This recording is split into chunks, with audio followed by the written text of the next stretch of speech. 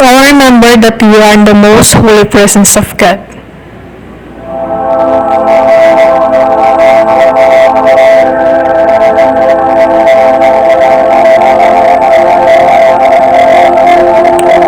Almighty God, our Father, we praise and thank you for this day.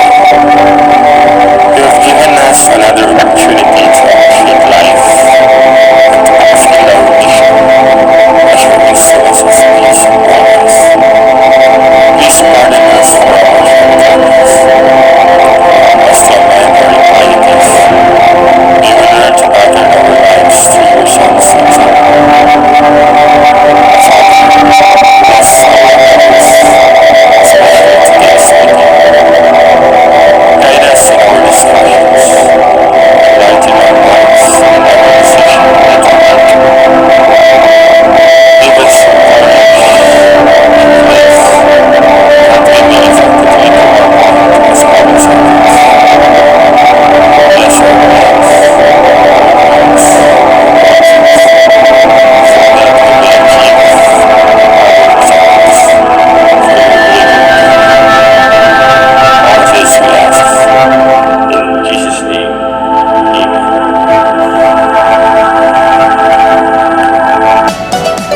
Classroom rules. Always follow our rules. First, pay attention to the lesson videos and other learning materials. Then follow the teacher's instruction. Next, no chatting while classes are ongoing unless it's time for asking questions or clarifications.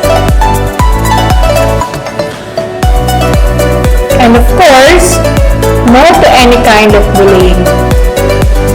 Respect your teacher, co-students, and others. For the last, don't hesitate to ask for help to your teacher and also to your classmates when you need it.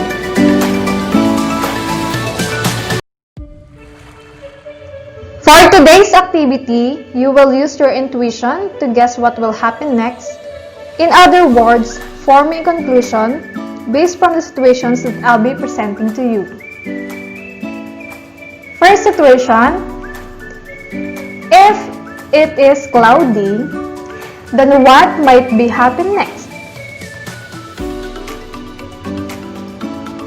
Then there is a possibility that it will rain. Second situation,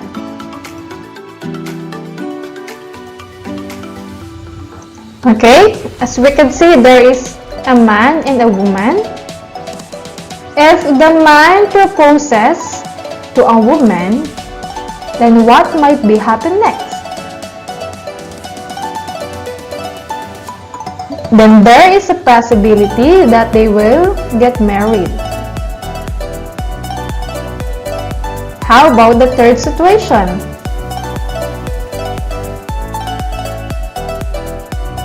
The students are studying. If the students study hard, then there is a possibility that they will pass the exam. Now, what did you notice in this activity? We use the phrases if for the situation and then for the conclusion of what will happen next.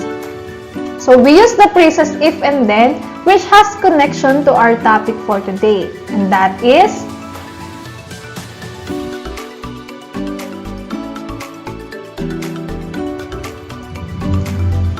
if and then statements under lesson number 5.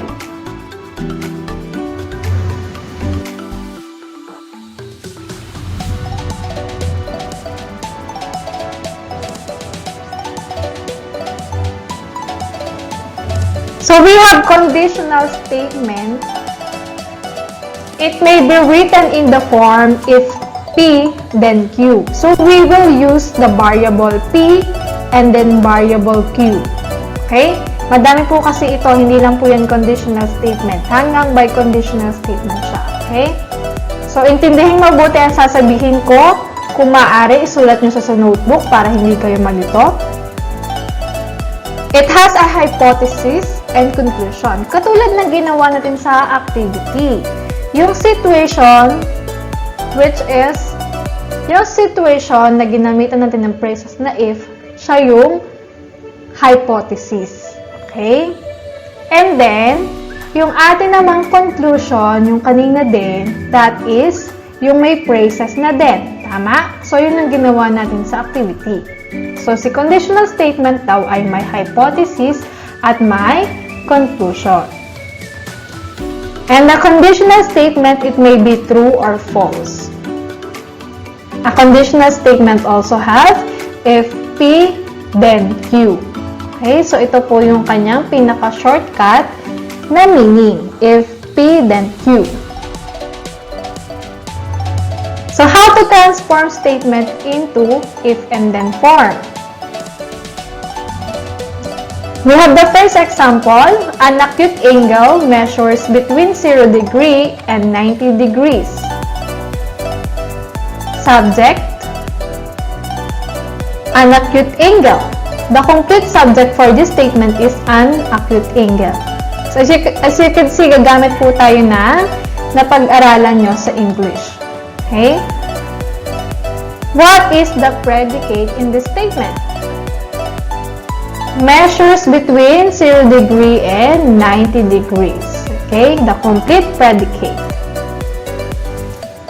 Now, what is the if and then form in here?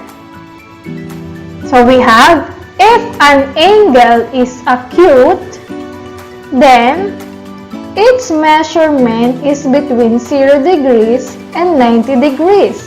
Ano po ang mapapansin nyo kapag naggawa tayo ng if and then?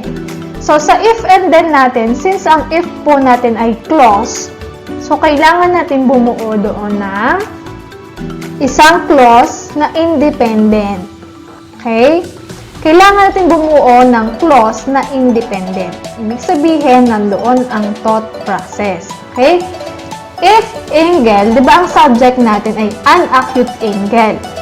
So, to make it a clause, at may thought din ito, makakapagbuo ng isang idea, ang gawin natin, if an angle is acute. Okay?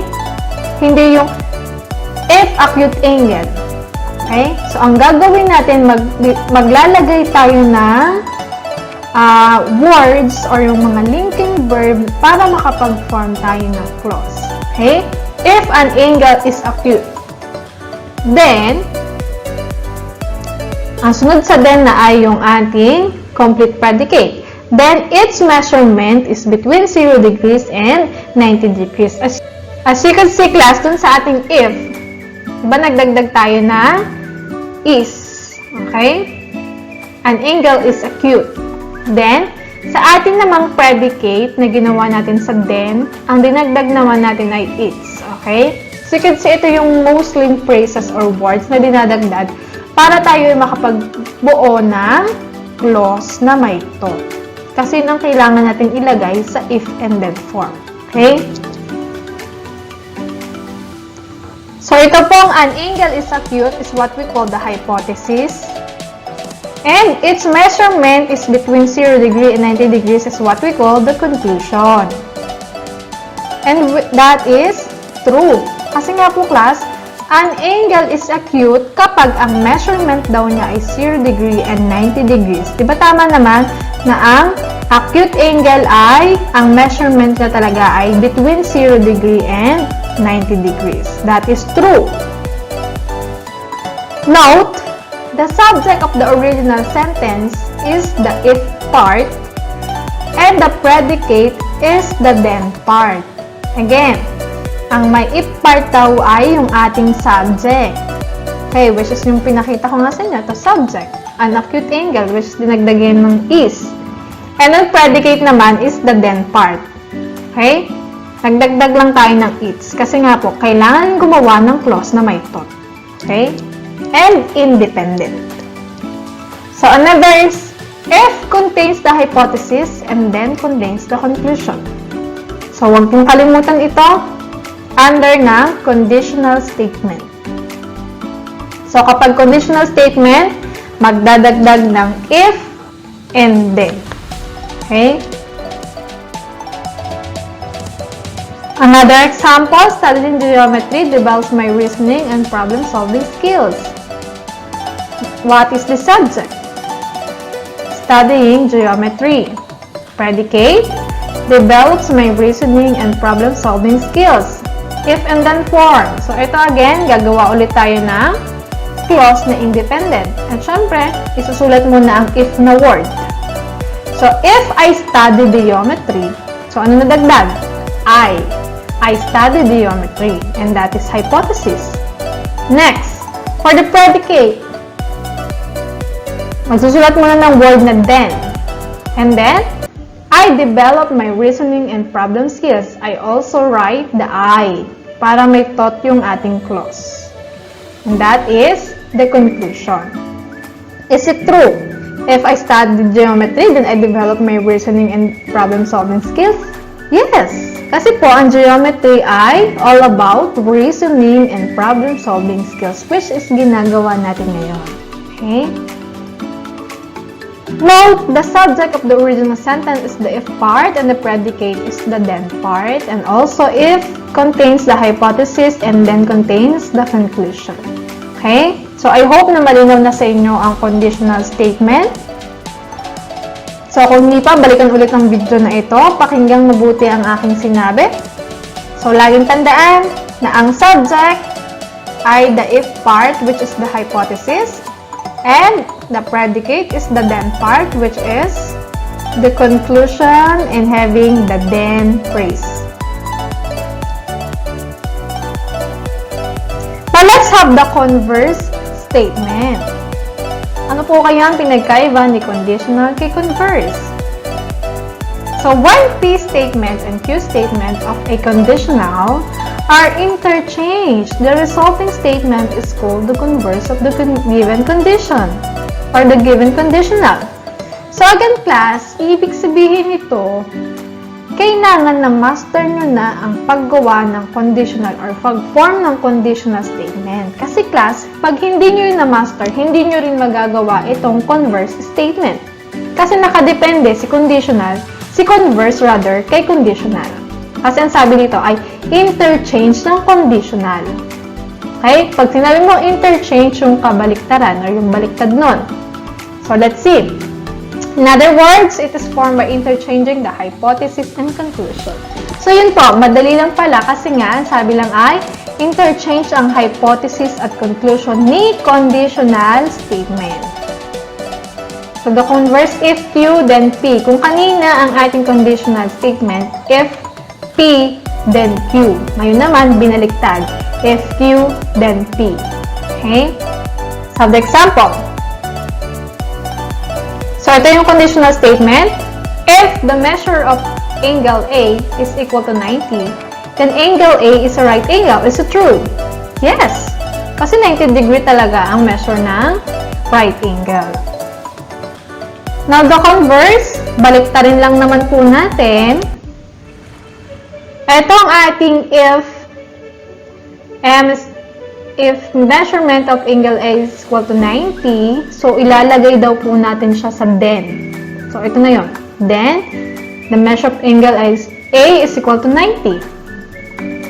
Next, yung then part ng conditional, which is angle A is a right angle. So, ilalagay naman natin siya sa if ng converse. Okay? Nag-gets po. So, yun lang. And again, check natin, is it true? If angle A is right angle, then the measure of angle A is 90. Is it true? Yes. Next example. If a figure is rectangle, then it is a polygon. Tama po ba? Na kapag ang figure daw ay rectangle, then it is a polygon. Ang atin po bang rectangle is a polygon? Yes, that is true. How about the converse? Babaliktad po ulit natin ang if and ang hypothesis at conclusion. So, ang ating hypothesis, we have a figure is a rectangle. A figure is a rectangle. So, ano kaya ang converse natin? So, if figure is a polygon, then it is a rectangle. Ang kanyang Conclusion ay it is a polygon. So, dito ay it is a rectangle. Kasi di ba class, ililipat lang naman natin. Maglilipat lang. So, itong F ay mapupunta dito. While itong polygon na ito ay dito naman sa if. Okay. So, i-analyze natin mabuti. If a figure is a rectangle, dapat mapunta siya kay den. Okay? It is a rectangle ngayon ang nilagay. Bakit po nawala si figure? Bakit po na-remain sa converse? Bakit po class? Kasi nga sabi ko nga sa inyo, magpo-form po tayo ng clause na independent. So, sa paglilipat nyo, kailangan makapagbuo pa rin kayo ng tama ang grammar. Okay? So, dito, if, alam mo, ilagay nyo dito ay, if it is a polygon, diba?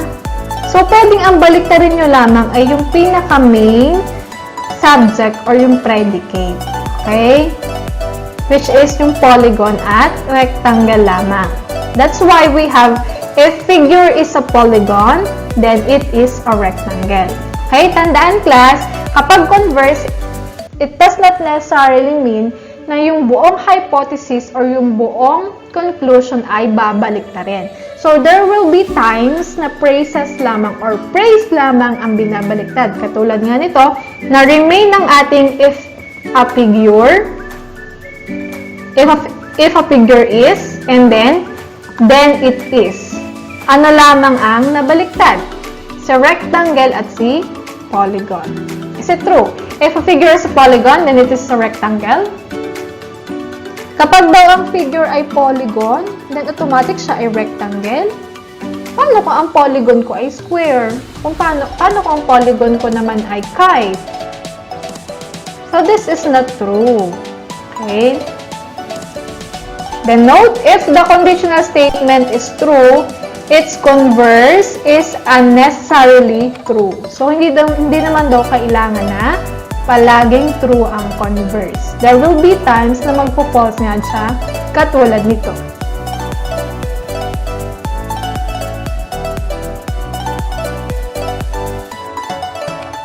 Now, how about the inverse statement? Kasi we are done with the conditional statement. Also with the converse. Again, kapag conditional statement, if P, then Q. Ibig sabihin, hypothesis, then conclusion. Kapag converse, baliktarin mo ang hypothesis at conclusion ni conditional statement. Paano kaya kapag inverse? When P statement and Q statement of a conditional are both negated, then the resulting statement is called the inverse of the given conditional. So again, ang basis ulit ni inverse ay si conditional statement. At ang sinabi lang dito ay walang interchanging katulad ni inverse. Ni converse rather.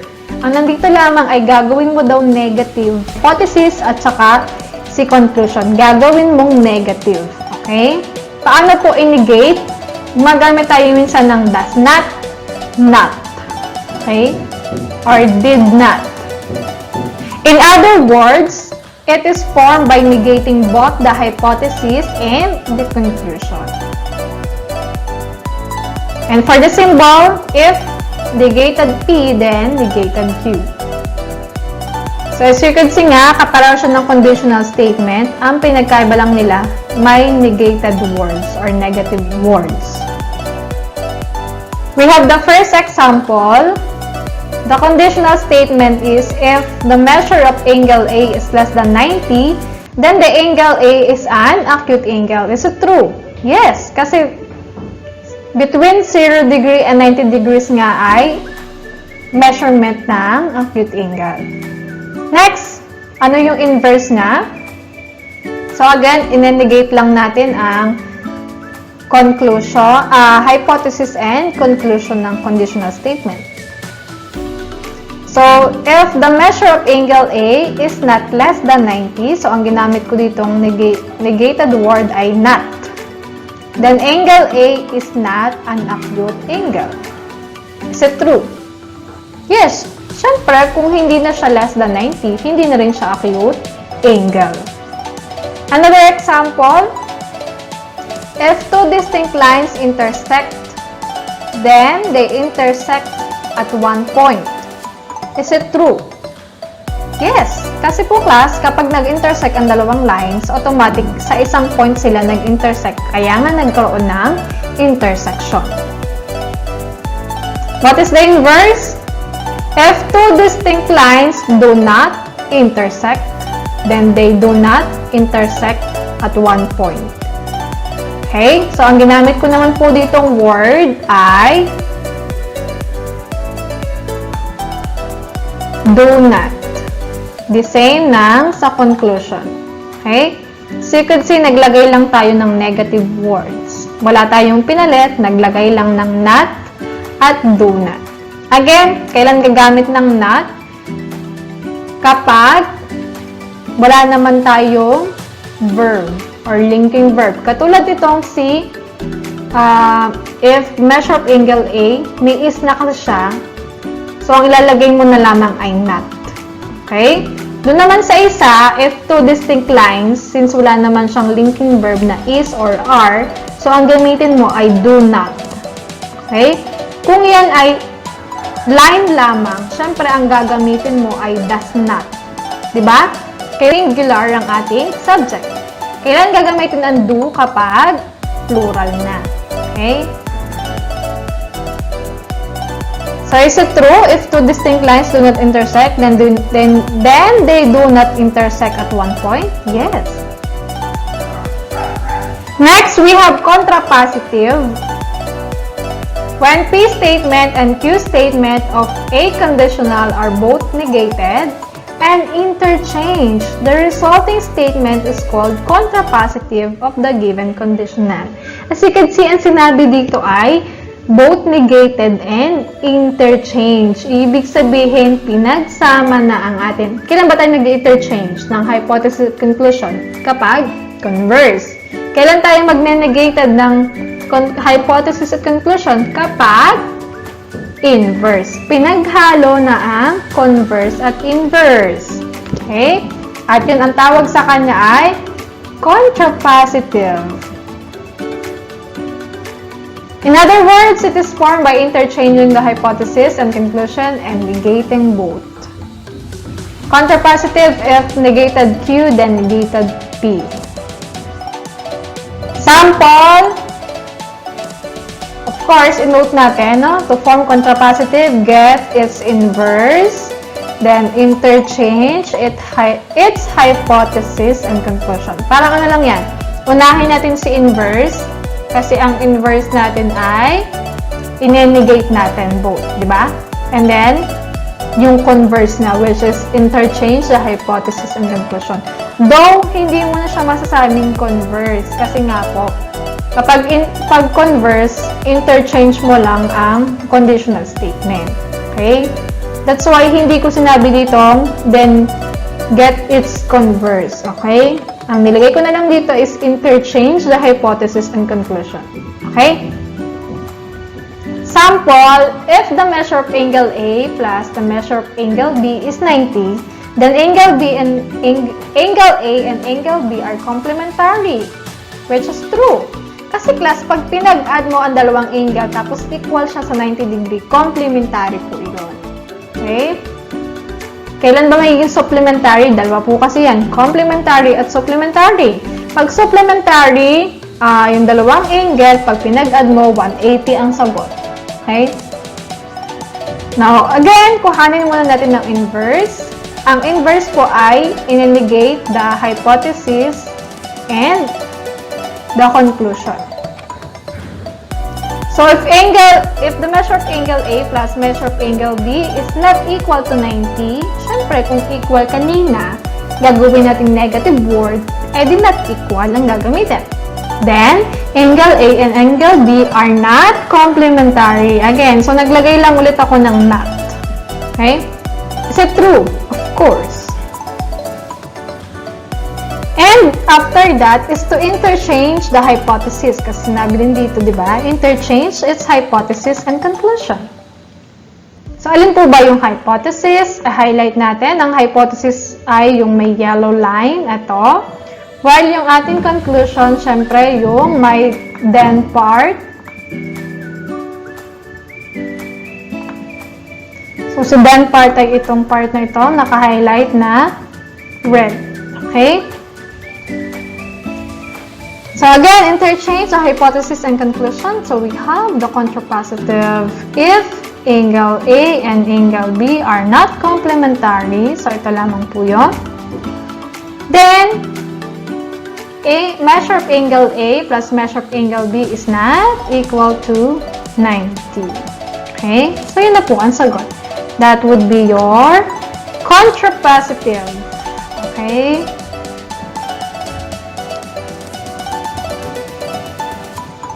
So, remember, if the conditional statement is true, is contrapositive is also true. Now, class, ano ba yung tinatawag natin conditional statement? Of course, itong given. Again, kapag conditional statement, meron siyang if and then. Okay? Kapag daw ang conditional statement ay true, then your contrapositive is also true. Okay? Next example. A circle is not a polygon. Siyempre, hindi naman po talaga polygon ang circle dahil wala naman po iyang corners o yung sulok, edge, kumbaga. Wala siyang corner kasi bilog na bilog. So, if and then form niya, kasi syempre gagawin natin munang conditional statement kasi sabi nga po natin kapag contrapositive, get the inverse and interchange them. So, paano po kukuha ng inverse kung wala tayong conditional statement? Gawa muna tayo ng if and then form. So, if a figure is a circle, then it is not a polygon. Ano pong napansin? Dinagdagan ko po ng figure to make it a clause which is independent. Okay? Hindi kasi pwedeng if a circle. So, ano po yun? Kung sinabi mong if a circle, parang may kulang, di ba? So, dagdagan mo siya ng word. Pwedeng dagdag mo lang ay figure. If a figure is a circle, then it is not a polygon. So, since may conditional statement na tayo, proceed na tayo with the inverse. At syempre, true po, kung ang figure natin ay circle, then it is not a polygon. Ang inverse niyan, i-negate lang natin yung hypothesis. Again, ang hypothesis po natin ay yung nasa if part, and then ang conclusion yung nasa then part. So, if a figure is not a circle, then it is not a polygon. Is it true? Of course. And then, for the contrapositive, interchange lang natin ang hypothesis, etong part na to, and the conclusion. So, if a figure is a polygon, then it is not a circle. So, again, balik tayo sa ganito, no? Na, not all the time, yung buong or yung complete nating hypothesis ay mababaliktad or malilipat. Kasi katulad nito, ang nalipat lang dito ay yung not a circle. Yung dito naman, ang nalipat lang ay a polygon. Okay? A figure is a polygon, then it is a circle. So, you could see, nalipat siya dito sa yung conclusion ng inverse, nalipat sa hypothesis ng contrapositive. Yung hypothesis ng inverse na not a circle ay napalipat naman sa ating conclusion ng contrapositive. Kasi interchanging nga po. And if a figure is polygon, then it is not a circle. Is it true? Of course. Kahit di kayo masyadong mag-isip. Kasi nga, again, kapag true na kagad ang conditional nyo, true na din syempre ang contrapositive.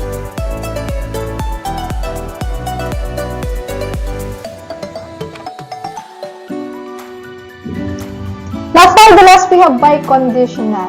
Okay?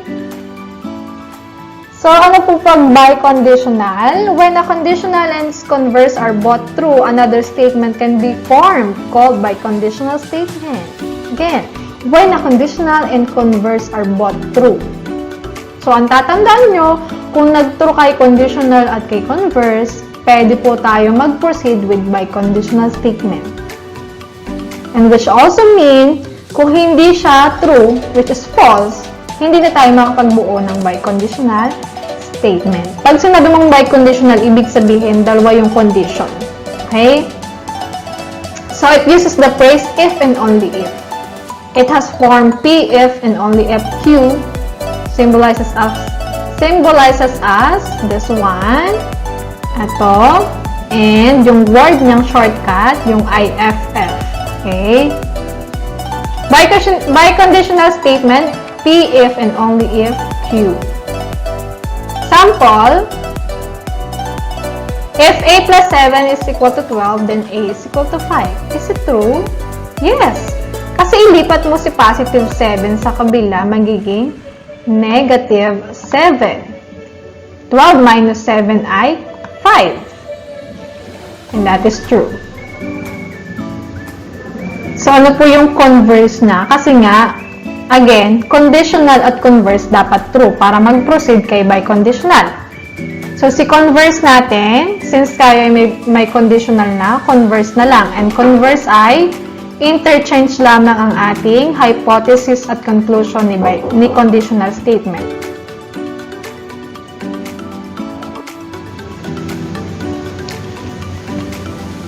So, ang converse natin dito, interchange lang naman natin ang hypothesis tsaka conclusion ng ating conditional statement. So, if A is equal to 5, then A plus 7 is equal to 12. Okay? So, you can see, nabaliktad lang naman ito. Kasi interchange nga lang natin talaga sila.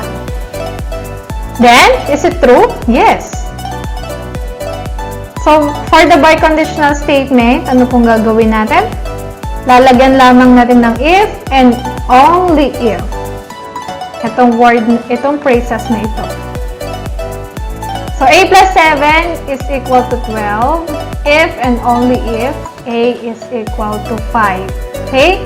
So, si biconditional statement po, ang ginagamit na ay yung conditional statement. At itong ating conditional statement. Itong part na ito ay conditional statement. And then, maglalagay lamang ng if and only if.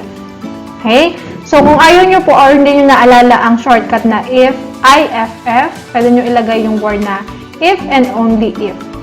Okay?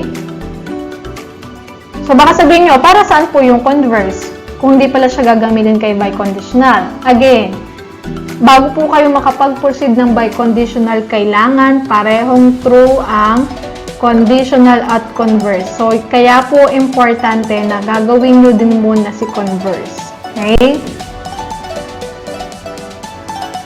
So, to form biconditional, conditional statement and converse must be true. Another example, if a triangle has at least two congruent sides, then it is an isosceles triangle, which is true. Kasi nga po, ang isosceles triangle, ang legs na ay congruent.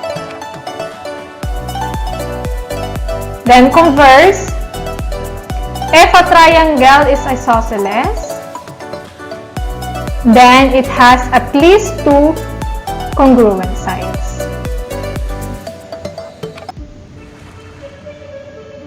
So, is it true? Kung ang triangle daw isosceles, then it has at least two congruent sides? Yes.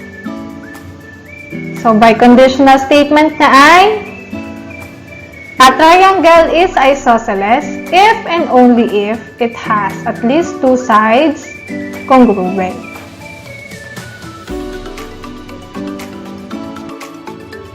Last example for the biconditional. If a number is odd, then it is a prime number. Tama ba yun? Magbigay nga tayo ng number which is odd.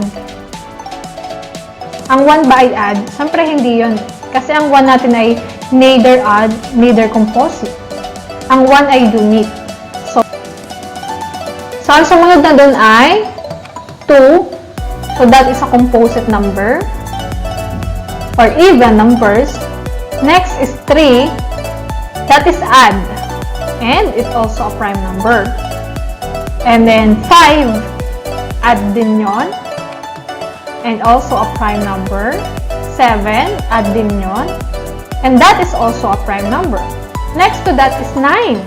But it is not a prime number. Kasi nga po, pag sinabing prime number, ang factor niya lang ay 1 at saka yung sarili. Eh si 9, 1 times 9, syempre factor niya yun. May other factor pa si 9 which is 3 times 3. So, hindi siya prime number. So, hindi po ito tama. False. That means, hindi natin kailangan kuhanin ng converse kasi false na nga. So the conditional statement is not true. There are odd numbers such as 9, 15, 21 that is not prime. Hence, if the converse of the conditional statement is false, its biconditional statement cannot be formed. Okay? So, yan yung sinasabi ko sa inyo na napaka-importante sa dyan ng converse. Ano?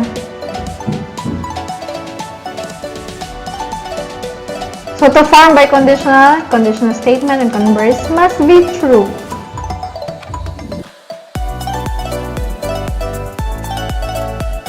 Now, remember, a conditional statement, if P then Q, so if the hypothesis, ang P natin dyan ay hypothesis, ang Q natin ay conclusion. Ang converse, if Q then P, interchange lamang ang hypothesis at conclusion. Ang inverse, if negate P then negate Q, so yung negative ng conditional statement versus the hypothesis and negative ng conclusion. And contrapositive, ayan na. So, yung negate, so yung negative muna ng hypothesis and conclusion, and then saka pagbabalik na rin, interchange. Biconditional naman, kapag parehong true ang conditional at contrapositive, so makapag-form tayo ng biconditional and gagamit ng if and only if. Definition of terms may be written as biconditionals.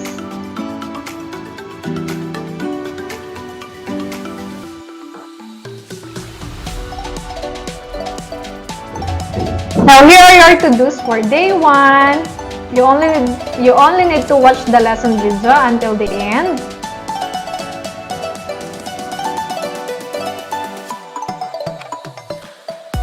Day 2. You have to answer classwork number 5. Answer page 230 to 231, numbers 1 to 8 on your notebook. And, syempre, present ko sa inyo ang answer key.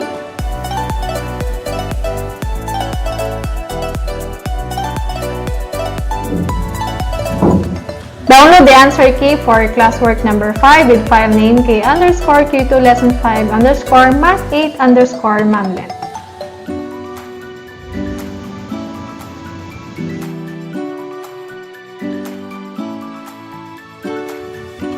For day 3 and 4, ibig sabihin 2 days nyo po itong gagawin. Mahaba-haba ang araw nyo.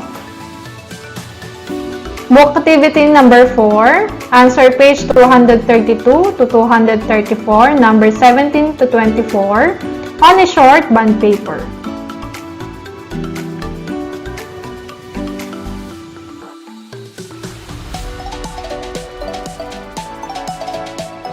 For day 5, of course, that is Saturday, answer self-assessment checklist.